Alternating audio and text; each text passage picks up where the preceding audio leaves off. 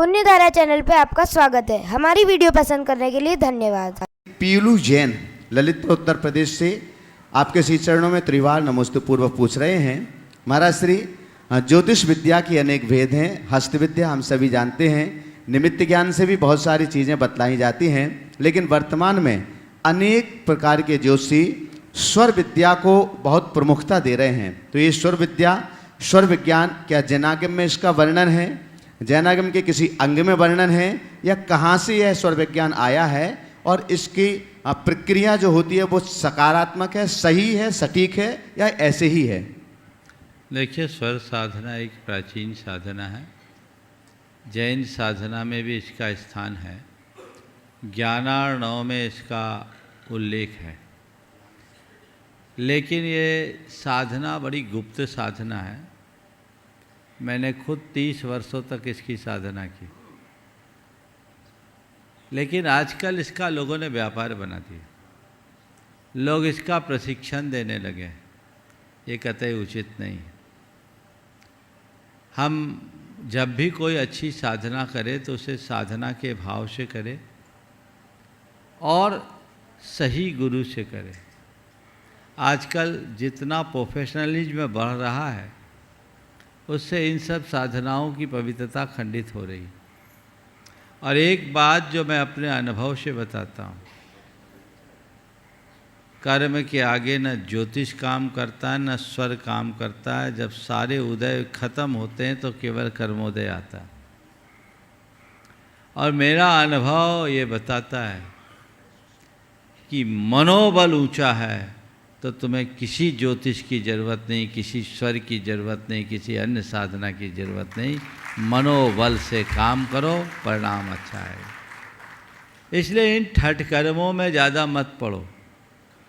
मैं जिस शब्द का प्रयोग कर रहा हूँ आपको अटपटा लगेगा, लेकिन मैं अपने अनुभव से बता रहा हूँ। मैंने 30 साल तक स्वर की साधना की,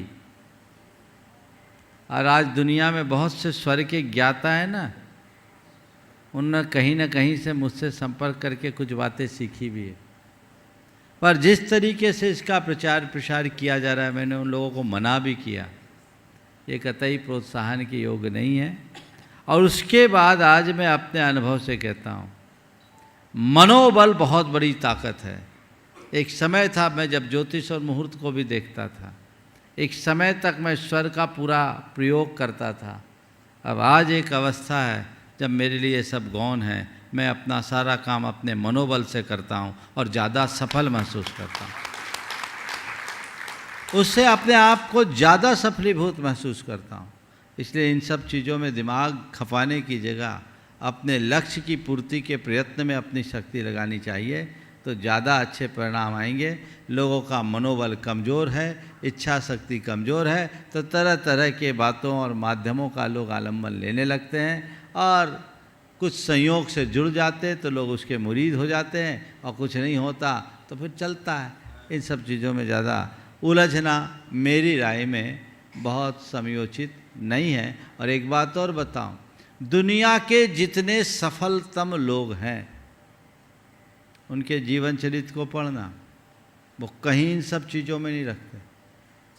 अशोक जी पाटनी ने अपने वंडर सीमेंट का एक्सपांशन किया, उसका बटन श्राद्ध के दिनों में किया, कनागतों में, जिसको आप लोग करे दिन कहते हैं, और शानदार चल रहा है।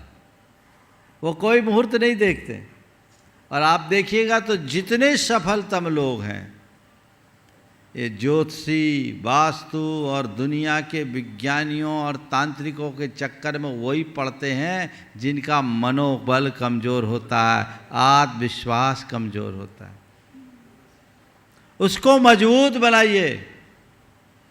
स्वयं ज्योतिष शास्त्र इस बात को कहता है कि मनोबल के आगे कोई मुहूर्त काम नहीं करता। अपने भाव निर्मल रखिए, सोच ऊंची रखिए, इच्छा शक्ति को प्रबल बनाइए, और जो काम करना है आत्मविश्वास से भर कर करिए, सारा काम होगा। और पहले ही मन में शंका की शल्य रख लोगे तो कुछ भी नहीं होगा। इस बात को ध्यान रखें।